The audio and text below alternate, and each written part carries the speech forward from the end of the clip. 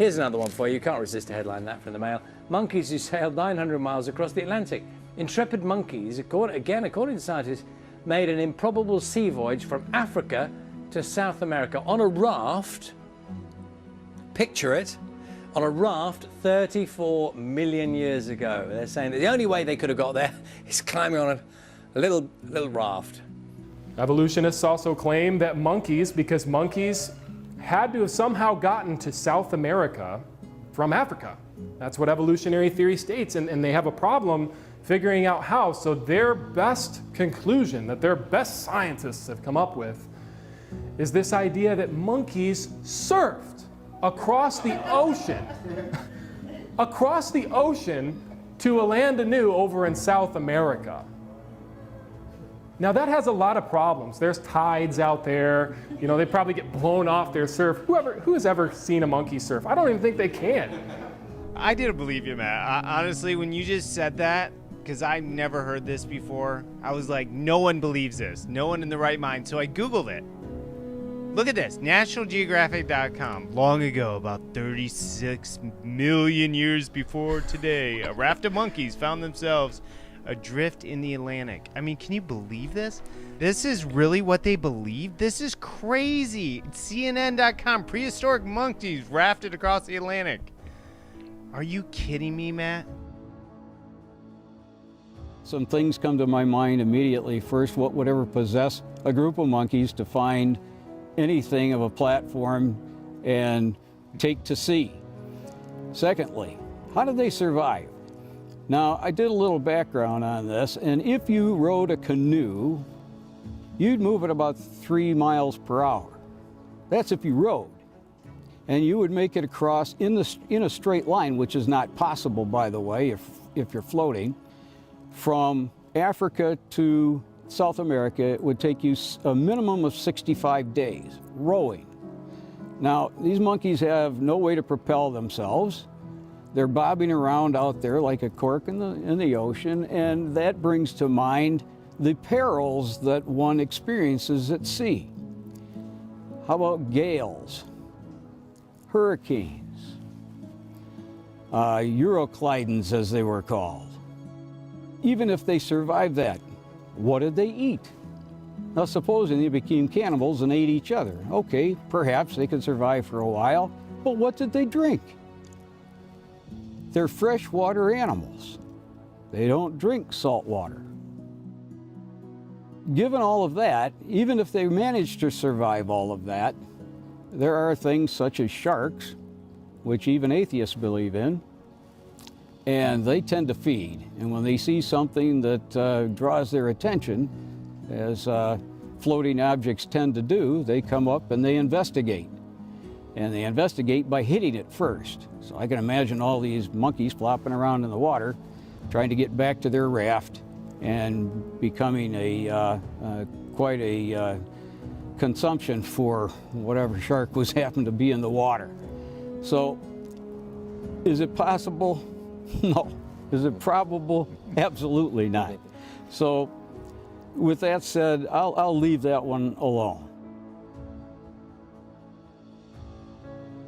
The surfing monkey theory is so hilarious to me, I'm almost embarrassed even talking about it. But the thing is, we have to talk about it because they're actually promoting this in so-called science books today.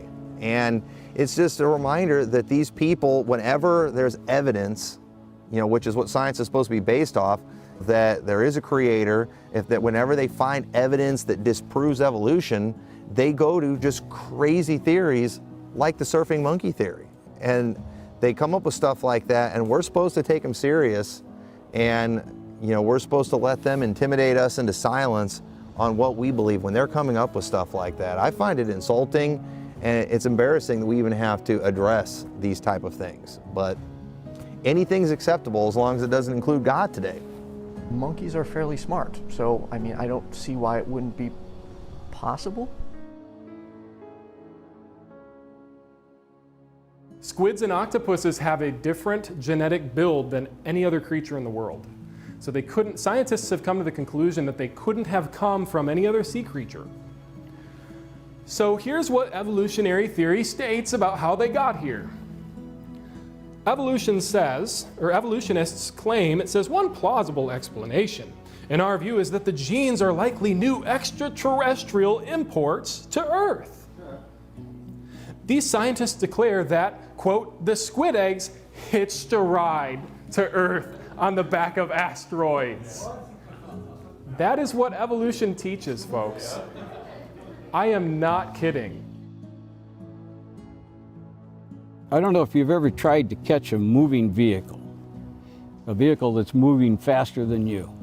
Let's say a train. When we were kids, we lived near a railroad track about a couple miles away, enough to be an attractive nuisance, and every once in a while we'd try to hop the freights. Sometimes they'd come through slow. If they were running 5 miles an hour, you could jump on them.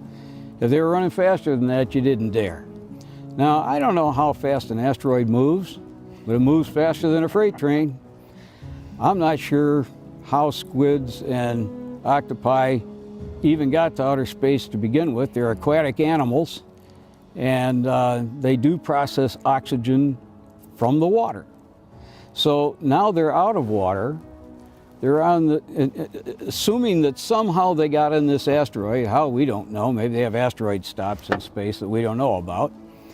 And they climb aboard, and now they're speeding through space, just happen to be on a trajectory leading them to Earth. Why do you suppose they have ceramic tiles on the space shuttle? They're there to keep it from burning up when it comes into our atmosphere. I submit to you that if they came in on an asteroid, fully exposed to the elements, coming through our atmosphere would turn them into a piece of ash instantaneously. So the process that they want you to believe is so absurd that I can't imagine anyone would believe this. But there are some that believe that scientists and their ideas and their work is infallible. And to that I say, nonsense. This idea of an octopus coming to Earth through a comet or riding on an asteroid or something like that, to me just seems crazy. I mean, if they could survive a trip through space on an asteroid, then shouldn't they be adaptable enough that they could survive on land as well as water? So shouldn't we have some kind of relations to the octopus living on land somewhere? Yet there is none, which tells me the evidence says that that theory is completely baseless. It's just something, to me, the octopus is evidence of a creator, and it is evidence that completely defeats what they're teaching, but they're allowed to come up with these crazy theories that cannot be proved. They flew here on the back of comets. That's what you believe. You believe that squid and octopus eggs were attached on the back of comets. They flew and they landed in the ocean, and then they became mortal enemies with one another. That's the logic that you bring to the table with evolution. I do need to look that up if that's true. Yeah, that's what evolution teaches, is that monkeys actually got on rafts. Recently they did a study on man's anatomy in regards to the face of man. And they were wondering, since we supposedly evolved from monkeys, how we got facial hair, or how we ended up having facial hair that grows out down here. Evolution literally teaches that our face and that our hair was created as a cushion, and that we were actually punched to the point where natural selection had to create a cushion in our face. That is weird. Have you ever watched a boxer walk into the ring? What's the first thing that the coach does? They smear Vaseline right over your eyebrows. Do you know why? Because that's hair. And when you get punched in the face and it hits the hair, your hair is very sharp and it will cut into your skin and you'll bleed into your eye and the fight has to be stopped. It's the worst thing that could possibly happen. And I've actually grown facial hair out in a fight. And guess what? I got cut on my chin. It's the only scar that I have on my chin is from hair. It didn't protect me at all. It did the exact opposite thing. It actually was worse. So whoever invented the theory didn't have any logic or any ability to think by, let's see, what would happen if I got punched in the face with a beard? Well, I just Googled it, and it's up on Life Science. Did men's beards evolve to absorb a punch to the jaw? This is ridiculous. They'll believe in Bigfoot and aliens and hollow earth, that we live in a hologram, but creation? No way. That's crazy. I'll believe that monkeys got hit in the face until they grew beards before that. It is shocking that in 2020, with all the information that we have and the ability to Google things, that people even believe in evolution. They say that the reason that we lost our ape hair is because apes started sewing and knitting clothes. So they didn't need their hair anymore.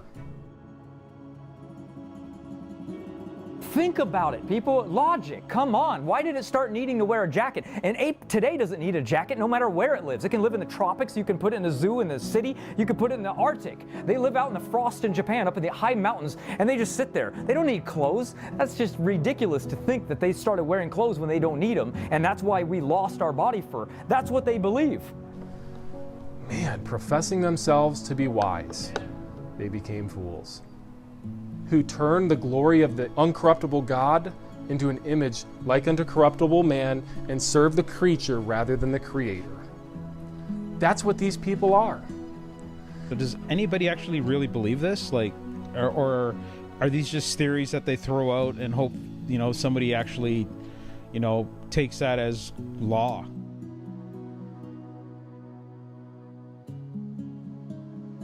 These people are teaching that we evolved from these primates.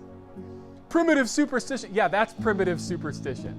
Primates becoming humans. Fish to fishermen. They scoff. They mock at you. But they don't even know what evolution teaches. Duck-billed dinosaurs once crossed the ocean. The first duck-billed dinosaur fossil discovered in Africa. Because Africa was isolated by the deep oceans at that time, duck-billed dinosaurs must have crossed hundreds of miles of open water. Where's their source for that? Well, here's kind of interesting in this article that I'm reading. Here's who they quote as a source. Sherlock Holmes said, that's a joke, okay? He's a fictional character. Sherlock Holmes said, once you eliminate the impossible, whatever remains, no matter how improbable, must be the truth. I mean, this just came out. This is November 7th, 2020. And here's the thing. In order for evolution to be true, this stuff had to happen.